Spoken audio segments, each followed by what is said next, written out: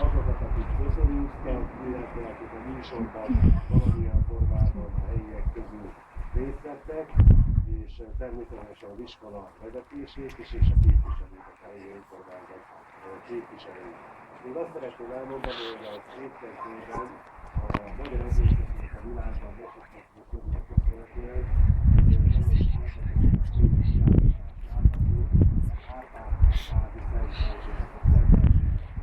kapcsolatosan. És ajánlom mindenkinek a figyelmét, hogy még az ebéd előtt nézzen körben. Mivel tudom, hogy ott nagyon sokan leszünk egyszerre, illetve nem is fognak hallani, és szeretném mindenkinek még egyszer megköszönni, aki meghívta a mai napunknak jelenlétével.